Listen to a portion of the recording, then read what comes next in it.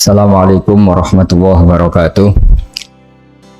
Alhamdulillahirabbil alamin wassalatu wassalamu ala asyrofil mursalin sayyidina maulana Muhammadin wa ala alihi washabihi asmain. Nama ba'du. Idul Adha itu dari kata id itu kembali banyak nikmat atau terulangnya nikmat-nikmat yang diberikan oleh Allah Subhanahu wa taala.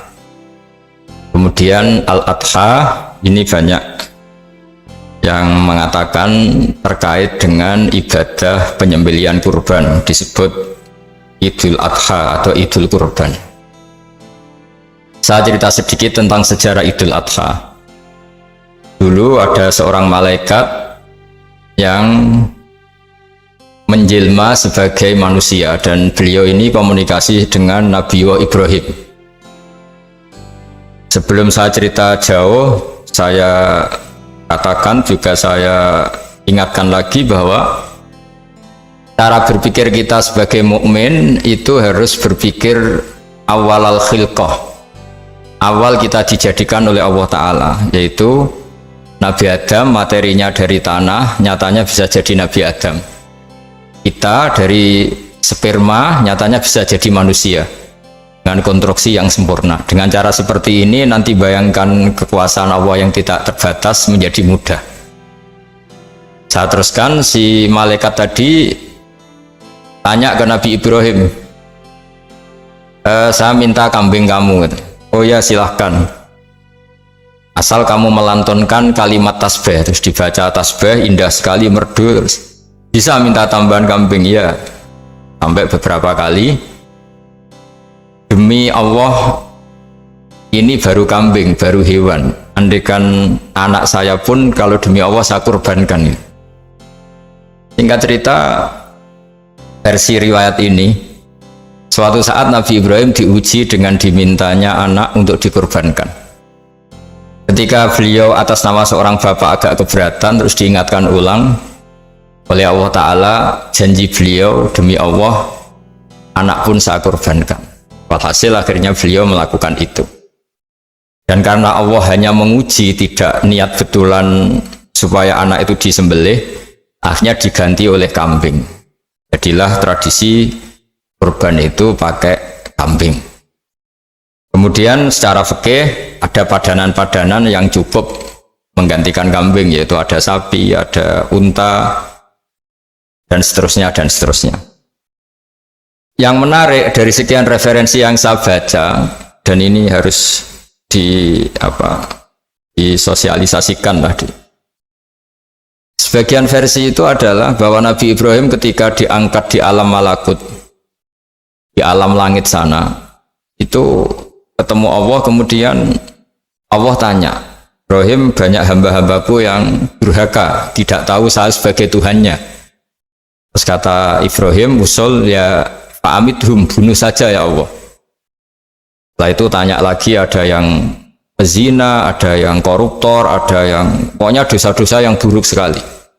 Dan di semua itu Nabi Ibrahim usul, mereka hidup di bumi engkau ya Allah, makan rezekimu ya Allah, maka mereka enggak sopan sekali, enggak ngerti engkau. Terus singkat cerita minta itu diadab, siksa. Suatu saat, versi referensi ini di kitab Hikam, kalau di kitab saya halaman 15 juz 2, suatu saat Nabi Ibrahim itu diminta sama Allah menyembelih Ismail. Citra ini penting sekali. Setelah disuruh menyembelih Ismail, Nabi Ibrahim komplain, ya Allah, ini anak saya, samratu fuadi, buah hati saya, kenapa engkau seenaknya minta saya sembelih? Gitu. Nggak bisa ya Allah, ini samratu fuadi, buah hati saya. Terus kata Allah, orang-orang yang durhaka yang kamu usulkan supaya saya bunuh itu hamba saya menciptakan mereka, dasar saya mencintai mereka, karena itu ciptaan saya. Anda enak saja usul saya matikan, saya bunuh. Sekarang ketika Anda usul, saya tidak mikir, kenapa ketika saya usul kamu mikir? Terus akhirnya Nabi Ibrahim mau oke ya Allah. Setelah itu, terus semenjak itu Nabi Ibrahim itu begitu sayang sama hamba-hambanya Allah. Sehingga dari cerita yang paling masyhur, ketika Abu Bakar As-Siddiq begitu lemah lembut sama hamba-hamba Allah yang lain, Nabi Muhammad mensepadankan dalam hal ini sama Nabi Ibrahim, hati kamu sehalus Ibrahim. Yaitu Nabi Ibrahim, beliau akhir-akhir punya komitmen, faman tabi'ani fa innahu minni wa man asani fa innaka ghafurur rahim. Ya Allah, orang yang ikut sunnahku maka jelas bagian dari saya. Dan yang sedang durhaka, waman asoni, saya harapkan fa innaka ghafurur rahim. Engkau Maha Pengampun, Maha Penyayang. Semenjak itu menjadi sunnatan mutaba'ah bahwa agama ini agama rahmatan lil alamin, bahwa melihat kemungkaran, melihat kebodohan, ketimpangan, itu komitmen kita ini membenahin, bukan menghabisin. Melihat kesalahan, komitmen kita ini in uridu illal islaha mastata'tu. Komitmen kita ini ingin lebih baik, bukan mengacaukan dunia ini. Semenjak itu terus syariat-syariat Islam disebut anit tabi millata Ibrahim Hanifah, bahwa kita mengikuti millahnya Ibrahim. Sebab itu kemudian setelah ini menjadi sunnatan mutaba'ah, bahkan banyak ulama yang berpendapat ketika Rasulullah SAW Mi'raj, itu dari sekian Nabi Ulul Azmi yang nggak ketemu itu Nabi Nuh. Nabi Nuh alaihissalam, padahal termasuk Nabi Ulul Azmi. Itu banyak yang menganalisis karena Nabi Nuh itu pernah berdoa, Rabbi la tadhar alal ardi minal kafirina dayaro. Nabi Nuh adalah Nabi yang pernah Toro Jawa masuk no kaumnya, mendoakan buruk sama kaumnya, dan itu tidak manhaj, tidak metode yang Nabi Muhammad disuruh ikut metode itu, tapi Nabi disuruh ikut manhaj atau pola sosiologi, pola dakwah atau pola sosial yang harus mengikuti Nabi Ibrahim anit tabi millata Ibrahim Hanifah. Nabi Ibrahim itu orang yang sangat lemah lembut, yang ngendikan faman tabi'ani fa innahu minni wa man asani fa innaka ghafurur rahim. Sebab itu teman-teman yang di Kanada, yang di mana-mana, kita ngikuti status ilmu hakikat. Di ilmu manusia, negara ini milik Kanada, milik Amerika, milik Eropa misalnya, atau milik mana sajalah. Tapi di status ilmu hakikat semua itu milik Allah. Sehingga di antara ciri khas Islam adalah kalau dulu agama-agama lain harus salat di tempat peribadatan mereka, Islam mengatakan ju'ilat lanal ardu kulluha masjidan, semua bumi Allah itu masjid, tempat sujud. Sehingga orang Islam fa'enama adrokatu sholat, kamu kapan saja ketemu waktu sholat, ya sholat, semua bumi Allah itu tempat sujud. Sehingga suatu saat sahabat yang biasa siaha, biasa hidup di perantauan, Nabi memberi nasihat, al-bilad biladullah wal ibad ibadullah fahaitsuma asabta khairan fa'akim. Semua negara itu milik Allah, semua hamba dimanapun juga hamba Allah. Kamu di mana saja mendapatkan kebaikan, ya silahkan berdomisili di situ. Saya pernah di Korea, itu asik karena itu yang orang-orang katanya teman-teman, saya ini di rumah itu nggak kiai Gus. Sering di sawah, sering di Tegal, gara-gara di Korea jadi mufti gitu. Karena nggak ada kiainya itu. Jadi orang-orang yang nggak jadi kiai di Jawa, mungkin kalau di luar Jawa atau di luar Indonesia malah jadi kiai gitu. Artinya gini, pentingnya jadi kiai bukan menjadi gagah, itu enggak, tapi begini, dulu bawaannya rakyat itu kan kalau ke masjid komplain, ada masjid bocor, kayak ada keran yang kurang baik. Tapi kalau sudah jadi kiai itu tahu rasanya, betapa nata masjid itu susah, ngelola masjid itu susah, nyari imam itu juga susah, melanggengkan jamaah juga susah. Jadi pentingnya jadi kiai itu bukan gagah-gagahan jadi imam, tapi bertanggung jawab atas proses yang berjalan. Hingga dulu diantara nasihat bapak saya, bapak itu termasuk orang yang nggak suka sama orang tawadhu, orang yang sopan. Dulu saya juga iskal itu janggal. Kata bapak, wong tawadhu itu apik, orang sopan itu baik, tapi biasanya itu cara orang menghindari tanggung jawab. Disuruh jadi kiai nggak mau, tapi kalau ada kiai salah komplain itu. Disuruh jadi menteri nggak mau, kalau ada menteri salah komplain itu. Disuruh jadi apa nggak mau, kesannya tawadhu, tapi sebenarnya hanya menghindari tanggung jawab. Disuruh pidato nggak mau, disuruh jadi MC nggak mau, tapi kalau ada orang salah komplain itu. Jika kata bapak tawadhu itu baik, asal tawadhu betul. Tapi kebanyakan nggak, tawadhu itu menghindari tanggung jawab sambil cari salahnya orang lain. Nah ini yang tawadhu yang akhirnya kurang baik. Nah teruskan, jadi Nabi Ibrahim ini panutan yang luar biasa. Beliau adalah orang yang alami sekian proses sosial yang akhirnya diakui sebagai Khalilur Rahman, orang yang sangat dicintai Allah Ta'ala. Di antara sebab dicintainya Nabi Ibrahim adalah seperti yang dialami Nabi Adam. Nabi Adam ketika turun di bumi, itu keresahan pertama itu bukan karena kurang makanan atau kurang minuman, itu enggak. Beliau turun di bumi mendapati bangsa yang lain, kalau dalam kitab disebut Banul Jan. Itu dia janggalnya, Masya Allah. Ini orang makhluk-makhluk ini kok tidak kenal sama Allah yang menciptakannya. Kan aneh ya kalau kita hidup di Kanada terus nggak tahu PM-nya siapa, Perdana Menterinya siapa, kita hidup di Indonesia nggak tahu presidennya siapa. Itu kan aneh. Kita hidup di kampung nggak ngerti lurahnya siapa aja aneh. Ini hidup di buminya Allah kok nggak tahu Allah itu siapa, nggak pernah menyebut Allah. Padahal harusnya yang paling dikenal pertama itu ya zat yang menciptakan kita, menciptakan langit bumi dan sebagainya. Sehingga beliau itu brutu itu komplain. Ya Allah, ini enggak fair dunia ini, engkau yang menciptakan, engkau yang memberi rezeki, kemudian mereka tidak kenal engkau. Ini kata Nabi Adam alaihissalam. Barokahnya komplain itu, jadi komplain itu yang diridhoi Allah juga banyak. Akhirnya Allah meridhoi Nabi Adam, dosa-dosanya, salahnya itu diampuni. Ya ukuran seorang Nabi, beliau dianggap salah itu diampuni, karena keresahan beliau itu takut Allah enggak dikenal. Nah, masjid yang di Kanada, di Montreal juga ketakutan kita ini jangan sampai orang Islam tidak punya tempat ibadah. Meskipun setelah punya tempat ibadah, ketakutan kita jangan-jangan ibadahnya tidak sesuai sunnah Rasul. Setelah sesuai sunnah Rasul kita takut lagi, jangan-jangan memaksa sesuai tapi karena ingin benar. Dan setelah ingin benar, takutnya secara tasawuf ngimani kebenaran itu, bukan ngimani rahmatnya Allah tapi ngimani kebenaran itu. Akhirnya jadi ujub. Ujub itu bangga amal diterima karena kebaikannya, bukan karena fadlnya Allah, karena anugerah. Nah, ketakutan-ketakutan ini khas orang soleh. Orang soleh itu kalau nggak sholat takut. Setelah sholat takut nggak sesuai syarat rukun. Setelah sesuai semua takut iktimat alal amal, membanggakan kebenaran, tapi bukan membanggakan luasnya rahmatnya Allah Ta'ala. Sehingga di luar ilmu fikih ada ilmu namanya ilmu tasawuf, ilmu yang mengelola hati. Jadi ibarat orang itu, kalau yang paling masyhur dalam cerita-cerita orang sufi, ada orang sudah masuk surga karena tidak pernah dosa sama sekali.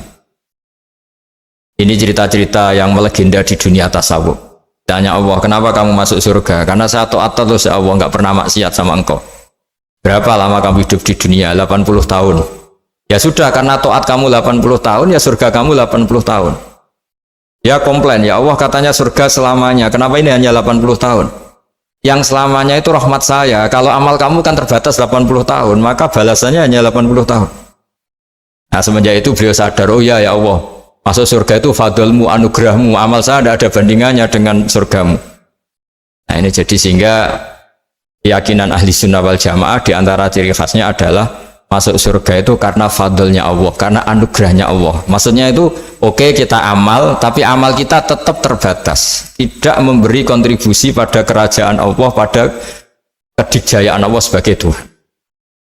Yang tidak terbatas adalah fadlnya Allah Subhanahu wa Ta'ala.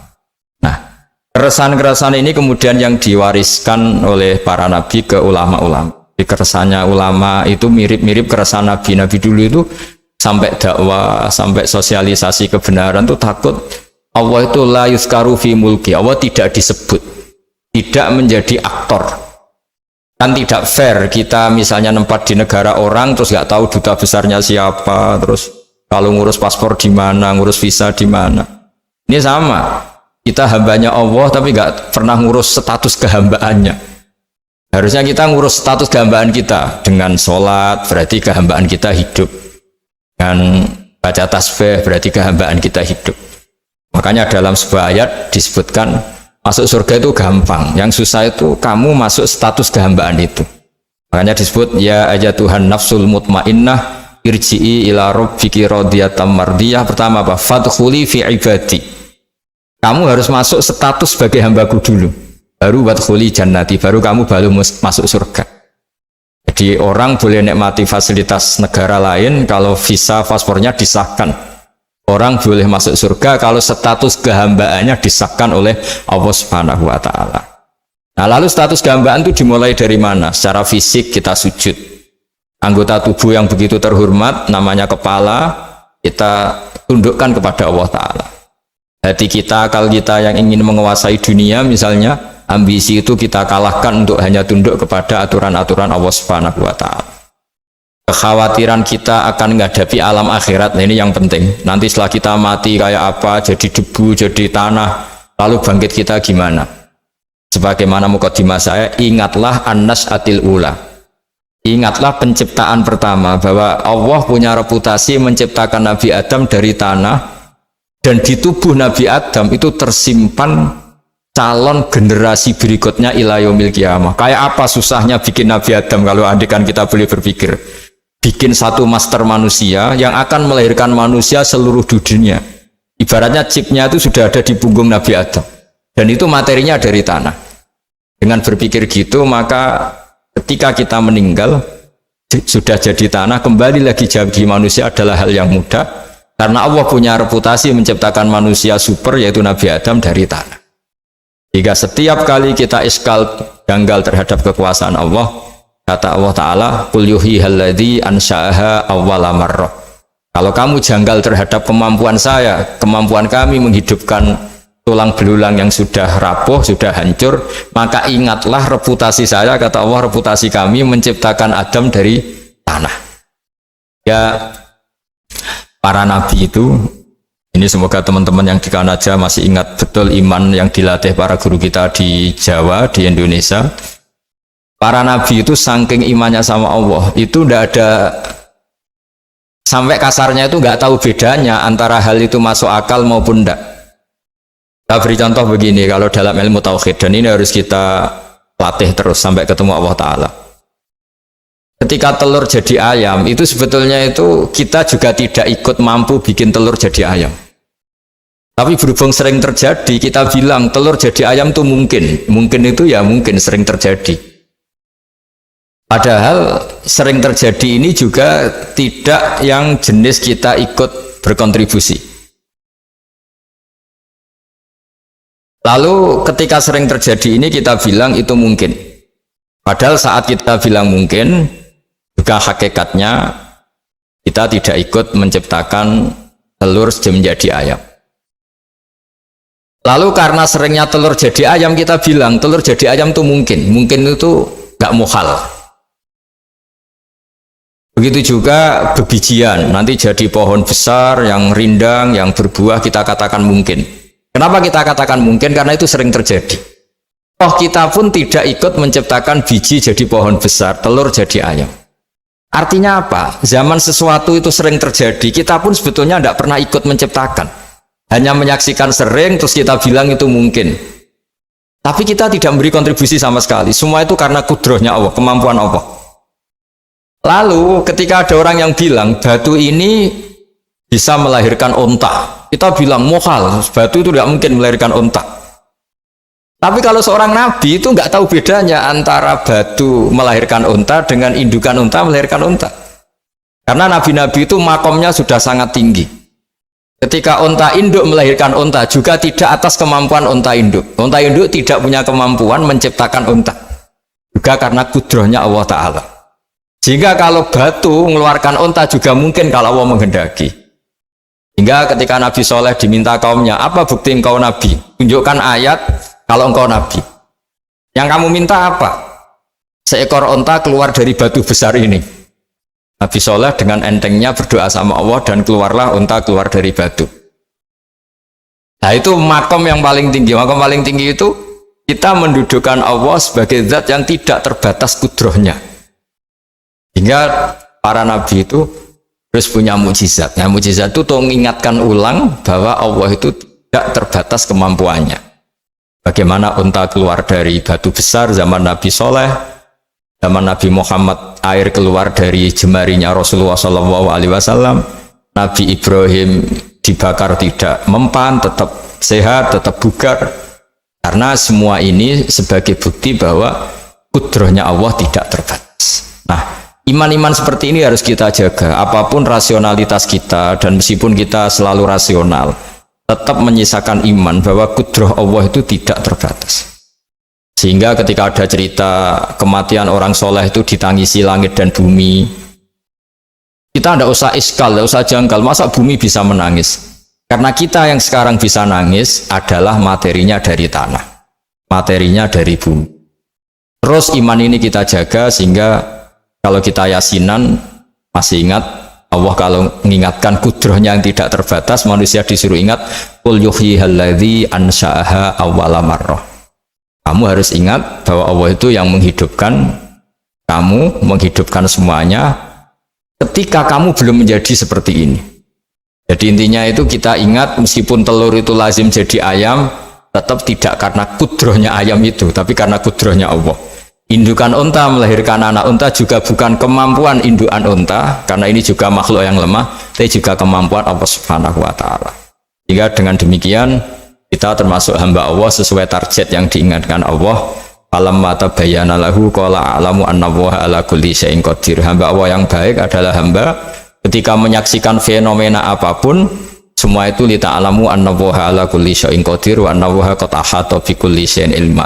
Apapun di alam raya ini semuanya itu bukti bahwa Allah ala kulli syai'in qadir, Allah kuasa dan Allah meliputi semua makhluknya dalam pandangannya, dalam pantauannya. Jadi saya mohon teman-teman yang di Montreal, yang di Kanada, juga di manapun harus ingat status hakikat bahwa al-bilad biladullah wal ibad ibadullah fa haitsu ma asabta khairan fa'akim. Negara hakikatnya milik Allah, semua hamba juga milik Allah. Di mana saja kamu berada dan menemukan kebaikan, silahkan hidup di situ. Tentu dengan sosialisasi yang baik, baik dengan non-muslim maupun dengan muslim, karena Allah mengajarkan wa qulu linnasi husna. Ajaran Islam adalah rahmatan lil alamin, rahmat bagi semua. Tentu tidak henti-hentinya kita menjelaskan kebenaran yang diinginkan oleh Allah Subhanahu wa Ta'ala.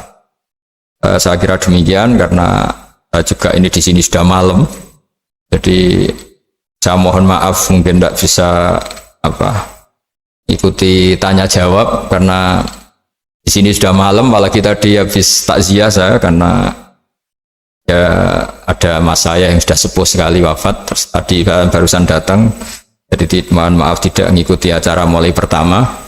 Tapi saya mohon ayat-ayat Quran yang saya terangkan tadi bahwa untuk mensifati Allah kudrohnya tidak terbatas, ingatlah bahwa kita yang secerdas ini, yang sehebat ini, kita semua manusia yang cerdas begini, matanya bisa melihat, hatinya bisa merenung, otaknya bisa berpikir cerdas, itu dari materi tanah. Dan Allah mampu. Allah bisa bikin orang miliatan gini dari satu orang manusia namanya Nabi Adam. Kayak apa susahnya bikin konstruksi Nabi Adam kalau boleh dibahasakan. Dan itu Allah punya reputasi mampu. Dengan cara seperti itu kita akan gampang iman bahwa kita setelah meninggal dan menjadi tanah, ya sama seperti kita masih hidup. Zaman kita hidup ya tidak tahu cara kerja jantung kita, nafas kita, uratnya gimana, terus sistem tubuh. Meskipun ilmu medis ngerti mengurai itu, tapi tetap saja hanya ngerti, tidak menciptakan. Yang menggerakkan jantung, organ tubuh kita tetap Allah Subhanahu wa Ta'ala. Dia yang Al-Fa'ilul Mukhtar, dia yang semuanya mengendalikan kita. Artinya zaman kita hidup pun sebenarnya kita yang tidak mengendalikan kita. Nafas kita ya dalam kendali Allah, ikhtiar kita dalam kendali Allah. Sama setelah kita mati juga dalam kendali Allah. Ya guru-guru kita semuanya melatih inna sholati wa nusuki wa mahyaya wa mamati lillahi rabbil alamin. Hakikat ibadah kita, hakikat hidup kita, hakikat mati kita, semuanya tidak dalam kendali kita. Semua itu dalam kendali Allah Ta'ala. Dengan demikian terus kita insya Allah ingin jadi hambanya dulu. Baru setelah jadi hambanya, baru sah menjadi ahli penghuni surganya. Wadkhuli fi ibadi, baru wadkhuli jannati. Masuklah berstatus sebagai hambaku, baru engkau kalian semua layak menjadi penghuni surgaku. Mohon maaf atas semua kesalahan. Billahi taufik. Wassalamualaikum warahmatullahi wabarakatuh.